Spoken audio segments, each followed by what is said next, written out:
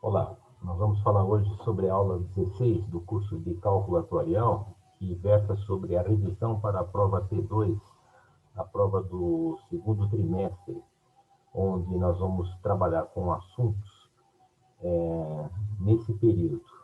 Então, nós vamos apresentar a resolução comentada da prova que ocorreu em 2018, que era composta por 6 questões escritas.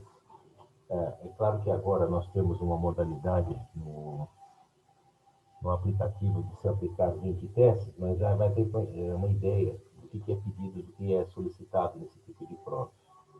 A primeira questão era da parte de seguros de incêndio. E nós temos aqui um enunciado que está colocado na forma de teste. E é importante perceber que nesse teste aparece um roteiro para fazer a construção, a resolução do problema. Então, os dados do problema falam numa papelaria que fez um seguro de incêndio. Nesse valor, a importância assegurada, o IS, é de R$ 36.800. Nesse estoque dessa papelaria, havia 320 caixas de papel sulfite com esse preço de custo cada caixa, R$ 132. E o preço de venda, obviamente maior, de R$ 182 cada caixa. Após um sinistro, um incêndio, foi constatado que houve uma danificação de 288 dessas caixas. E a pergunta é qual é o valor pago pela seguradora. Então aqui tem o roteiro. A gente calcula primeiramente o VR, que é o valor de risco, fazendo a conta o total de caixas vezes o preço de custo. Calcula o prejuízo apanhando o total de caixas sinistradas também pelo preço de custo, o preço de venda não entra aqui. E aí a indenização vai ser do prejuízo, fazer a multiplicação desse coeficiente, importância segurada dividido pelo valor de risco. Então aqui tem as contas feitas, primeiro o denominador, o valor de risco, depois tem o cálculo do prejuízo, 38.016, valor de risco 42.240, faz a divisão entre eles, multiplica pelo prejuízo, e aí acha a alternativa que cabe nesse problema, que era a letra C. Ou seja, quem tem o roteiro, com um pouquinho de calma, chega rapidamente ao resultado. O segundo exercício daquela prova era um problema na parte de seguros de veículos. E aqui se pedia duas coisas: a parte A, que era o prêmio do seguro pago, né? O preço do bilhete, e no item B, se esse bilhete for quitado em 8 parcelas, do tipo a primeira à vista, qual, qual seria o valor da prestação para essa taxa de juros de financiamento. Eu lembro que aqui tem um roteiro para fazer os cálculos do item A. Ele fala que numa renovação do seguro do veículo, apresentou as seguintes informações. Aquele prêmio puro, ou seja, aquele valor que a seguradora tem em cima de toda a carteira dela, de todas as indenizações pagas no ano anterior, então esse prêmio puro já foi fixado nesse patamar, R$ 5.630. Nós temos aqui algumas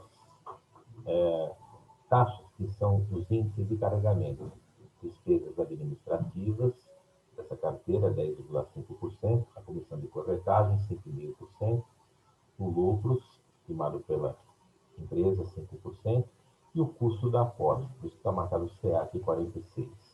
O IOF aqui no Brasil sempre é 7%, o Imposto de Operações Financeiras, e aqui tem um roteiro para se chegar ao chamado prêmio bruto. Eu preciso pegar esse prêmio parcial que foi dado e fazer a divisão somando todas as taxas de carregamento. Então, as taxas de carregamento aqui estão especificadas. As despesas administrativas, 10,5%, a corretagem, que é 5,5%, mais o lucro. O IOF vai entrar numa parte final, quando eu juntar aquele valor do prêmio comercial com a apólice, e aí sim multiplicar por 1 mais o IOF. Então, aqui tem as passagens feitas, onde a gente coloca aqui os índices de carregamento, faz a conta, e aí fazendo a conta eu tenho o prêmio comercial. Agrego o custo da apólice, que foi indicado aqui na parte 2 do roteiro, junto com o IOF, fazendo essa multiplicação, e aí fazendo essa multiplicação, o prêmio do seguro, ele sai com esse valor que aparece aqui indicado. É normal as seguradoras oferecerem o financiamento desse prêmio do seguro, porque ele é um pouco, como se fala na gíria, salgado, um pouco alto. Então, quando se falar em prestações do tipo a primeira no ato, nós temos vendas antecipadas de linha. Essa daqui é a fórmula de cálculo. Então, a gente precisa achar agora o PMT, tendo o prêmio do seguro como sendo o PV, o valor à vista, o present value, tem a taxa de financiamento que foi dada nesse problema, que é 0,96%, e o número de parcelas, 1 mais 7, que é 8. Ou faz a conta numa calculadora científica, ou então aqui tem os passos da calculadora financeira, e esse seria o valor então da prestação, que aproximando para reais, nós teríamos R$ 991,71.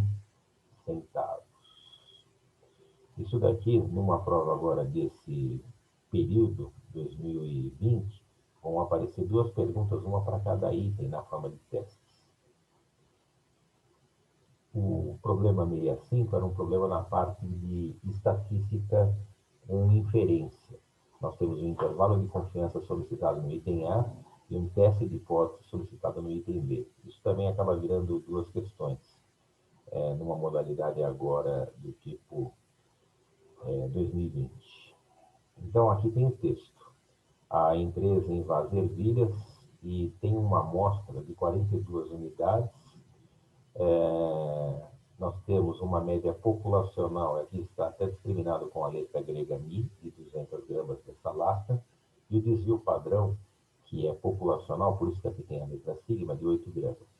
Para checar a regulagem dessa máquina, a gente vai fazer então um teste de hipótese, levantando uma amostra de 42 unidades, onde foi obtida uma média amostral de 203 gramas e um desvio padrão diferente do populacional, que agora é de 7,2 gramas.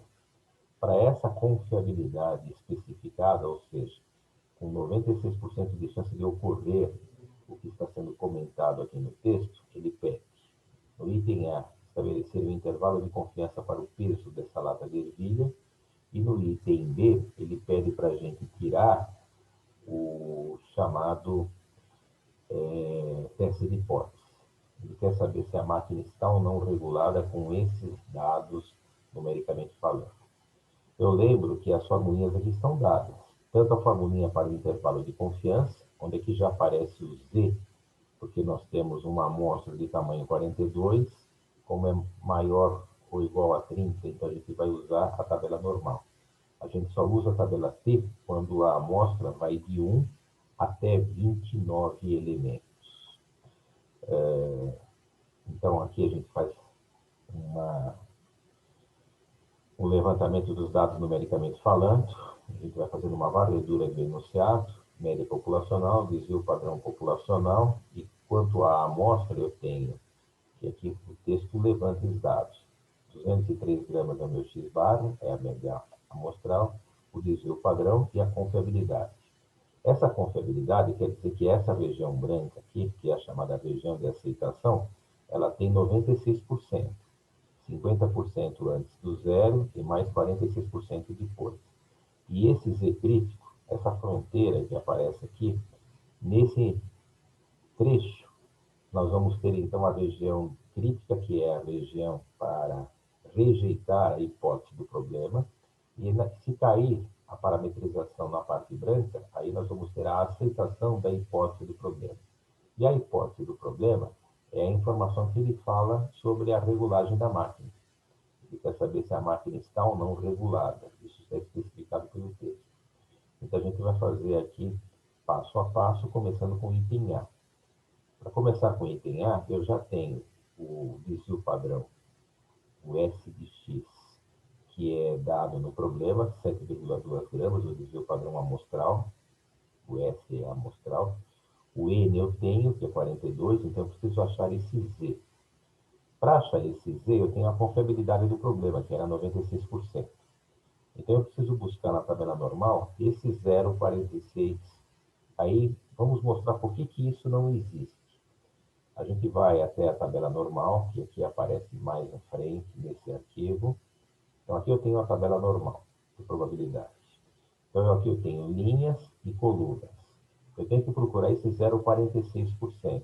E eu percebo aqui, nessa linha 1,7, que eu pulo do 0,4599, quase 0,46, para 0,4608. Então, o meu número procurado está na linha 1,7 e está entre as colunas 5 centésimos e 6 centésimos. Está entre a coluna 5 e a coluna 6. Por isso, eu vou buscar uma interpolação, fazer uma média aritmética entre esses valores para ter o meu Z, que é o Z que aparece aqui indicado na figura. A fronteira do ponto crítico que a gente está tentando obter. Então, o ponto não existe, ele está entre essas colunas 5 e 6. Para isso, a gente faz uma interpolação, e a interpolação é fazer uma média aritmética das colunas. Então, eu vou ter um valor aqui na posição 1,7, que é a linha, e depois 5,5, que é a média aritmética desses valores. Ou seja, esse número aqui, que começa a região crítica, ele é esse valor, 1,755. Montando o intervalo de confiança. Aqui é a formulinha do intervalo de confiança. Então, eu acho esse valor aqui, jogo na formulinha, o desvio padrão amostral, o tamanho da amostra é 42 e faço a conta. Primeiro eu acho a raiz, divido um pelo outro, multiplico por esse número, encontrei essa resposta. Poderia ser dado nesse contexto, se fosse uma questão escrita. Deixar a resposta na forma de intervalo é fazer 203 menos 1,95 na extremidade à esquerda e 203 mais 1,95 na extremidade à direita. E posso também dar a resposta na forma de intervalo geométrico. São 3 possibilidades para a resposta com intervalo de confiança. Com esses dados agora, a gente vai fazer o teste de hipótese para ver se a máquina está ou não regulada.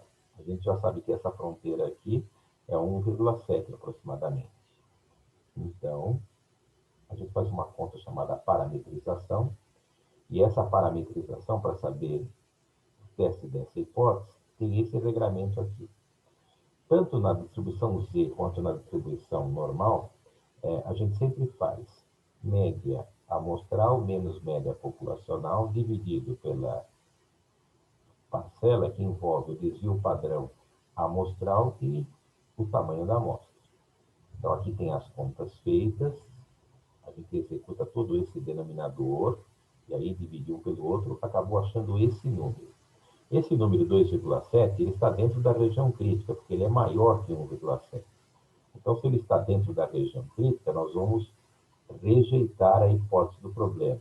Rejeitar a hipótese do problema significa, nesse exercício, dizer que a nossa máquina não está regular. Um problema que tem o manuseio da tabela normal. Esse exercício 66, ele caiu. Essa numeração aqui é da lista de teoria e exercício. E esse tema não vai ser apresentado nesse semestre, porque aqui a gente fazia a partir de uma tabela de pontos pesquisados, né? Primeiro produto, preço X, quantidade Y. Segundo produto, preço P e quantidade Q. A gente buscava as chamadas elasticidades cruzadas para se definir o perfil dos bens pesquisados. Era uma história para verificar se os bens possuem um perfil de bens complementares ou substitutivos. Complementares do tipo, quem compra um, compra o outro produto também. E substitutivos, quando ele apresenta como resultado, né, nas elasticidades, valores positivos, e aí quem compra um não precisa comprar o outro. Como se fosse, por exemplo, para os fumantes, fósforo e isqueiro. São produtos substitutivos. Quem compra um não precisa ter o outro produto necessariamente. E bens complementares, como se fosse café com leite. No café da manhã compra-se o café e o leite também. Então, aqui precisava de uma conta que envolvia derivadas parciais. Então, eu lembro que a fórmula foi dada, tanto da derivada parcial da primeira função, em relação a P, quanto da segunda. Então, as derivadas parciais foram dadas. Bastava jogar na formulinha de elasticidade, cruzada 1 para a primeira função, da elasticidade cruzada 2 da segunda função, e aí fazer a conta. Então, aqui a gente substituía os números numericamente falando, e substitui aonde? Nas funções indicadas aqui, y, que entra x e entra p, e na função q, que também entra p e x, e aqui nessa abordagem do problema estava especificado que x era sempre 1 e p era igual a 2, para jogar e atribuir os valores para q e para y. Então, fazendo as contas, a gente achava números, e esses números aqui iriam compor uma das alternativas aí do problema. Então, para chegar aqui na resposta do problema, né, que no caso acabava dando a alternativa A, era só uma questão de seguir o texto. Isso era o trabalho de 2018. Nesse ano de 2020, a gente está fazendo um trabalho de solver, que é uma outra abordagem usando planilhas eletrônicas. O problema 67 é um problema que envolve seguros de imóveis. Aqui tem uma tabela de cálculo atuarial, que a gente fala que é a tabela 1. A gente obtém esse coeficiente de agravação fazendo uma conta que aqui aparece indicada na tabela, importância segurada dividido pelo valor de risco declarado. E aqui tem todo o roteiro de como fazer a abordagem desse tipo de problema. Que também tem itens A e B, era uma questão escrita que agora vai ser desmembrada em duas perguntas em 2020. Então aqui fala que Camila fez um seguro residencial e tem um valor de risco declarado, VRD, na ordem de 225 mil. A importância segurada dela foi de 196 mil, um valor menor que o VRD. E a taxa de seguros utilizada aqui é 2,3% ao ano. Após um sinistro, foi constatado um prejuízo de 165. E na vistoria técnica foi percebido que o valor de risco apurado, agora é apurado, o valor de risco apurado, é 236 mil, que é um valor maior que o valor de risco declarado, que era 225 mil. Quando acontecer isso, o valor de risco apurado, VRA, for maior que o VRD, o valor de risco declarado, aí se tem um rateio, e nós vamos mostrar como é que se faz a conta desse rateio. Nesse problema pediu-se duas coisas. Pediu-se o prêmio comercial, então aqui tem a formulinha do prêmio comercial, importância assegurada, isso daqui é dado do exercício, a taxa de seguros também foi fornecida, e esse coeficiente de agravação, bom, esse precisa consultar na tabela que aparece aqui do lado. Isso tudo, o 1, 2, é para fazer a parte A. E para obter a indenização, como nós temos o valor declarado abaixo do valor apurado, há um rateio, e o rateio faz com que a gente calcule a indenização como sendo uma parcela do prejuízo por essa formulinha que aparece aqui indicada. Então, agora nós vamos ter os passos de resolução. Começando com o coeficiente de agravação. O número que a gente encontra é um número que está entre 85% e 87,5%. É quase 87,5%, mas aqui é um pouco abaixo. Ele não está na tabela. Se ele não está na tabela, eu preciso fazer uma interpolação para calcular esse CA que vai aparecer aqui na fórmula. E essa história de interpolação nada mais é do que fazer uma média aritmética entre esses valores, somá-los e dividir por 2. É isso que é fazer uma interpolação. Não é ponderar. Apesar de esse número estar mais perto de 87,5, o processo feito na área de contabilidade é sempre fazer uma interpolação, que é uma média aritmética entre esses números. Por isso, a gente faz a média aritmética e acaba computando esse valor, 1,11, e aí aplica a formulinha. Vai ter esse prêmio comercial estipulado, calculado por essa interpolação. Um valor entre aqueles valores que aparecem em amarelo. E o problema 68 era para apurar um manuseio das tabelas atuariais para seguros de vida.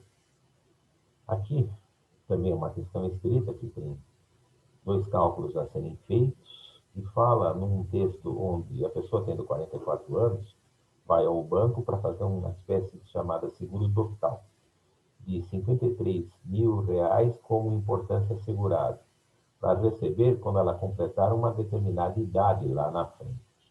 Então, usando uma tabela de comutação, essas tabelas de vida, nós vamos calcular o quanto que a pessoa vai pagar esse prêmio único puro, é o valor do seguro, para receber essa importância assegurada quando ela completar o item A, 65 anos, hoje ela tem 44, e depois o que ela vai, qual seria o prêmio se ela estivesse esperando até 68 anos para receber esses 53 mil reais. Então, aqui tem os cálculos do A e o B. Aí vocês vão falar assim, bom, essa aqui é a fórmula, prêmio único puro. O dx, o x é a idade de hoje. E o x mais n é quando ela completar uma determinada idade para ela receber os seguros. Então, esses números que aparecem aqui, o D65 e o D44, são tirados do texto. Quando ela completar 65 anos, então desses 65. A gente vai pegar uma parte da tabela que a gente vai consultar agora, que são esses coeficientes aqui. 1540, o D65, e o D44 é o 7003. Essa tábua de comutação aparece aqui. Ela tem várias linhas, que são as idades, e várias colunas. Dependendo da finalidade, a gente usa alguma coisa. E aqui, para seguro total, a gente só usa a coluna Bzão, que é a quinta coluna. Especificamente, eu preciso ver qual é o D44. Então, o D44 aparece aqui. Ele aparece 7003. E o D65, aí eu tenho que ir na tabela até a posição 65 desses números que aparecem aqui indicados. Está na outra página. O D65 é esse número aqui na quinta coluna, 1540. Então, assim a gente substitui os dados e nós vamos ter esse prêmio. Ou seja, a pessoa paga esse valor e se ela continuar viva até quando completar 65 anos, ela vai receber 53 mil reais. Essa que é a lógica do problema. Na parte B, o que muda é o numerador, porque agora x mais n vai ser 68 anos. Então, a gente apanha o índice correspondente da linha 68 também da coluna dx. Então, é na outra página também. Essa tabela, ela não vai até 73, ela vai até 99, mas a gente colocou uma parte da tabela para poder, assim, fazer a utilização, né, o manuseio dessa tabela de vida, que era esse o grande objetivo do exercício. Até porque o número aqui, ele foi, digamos assim, a fórmula tinha sido apresentada. Então, aqui usa, no problema 68, tabela de vida. No problema anterior, usa uma tabela para achar coeficientes de agravação, que é seguros de imóveis. E nós tínhamos também ainda a parte de seguros de veículos, que tinha sido colocada no problema para o prêmio do seguro a ser computado. Essa foi a prova P2, realizada então no segundo trimestre de 2018.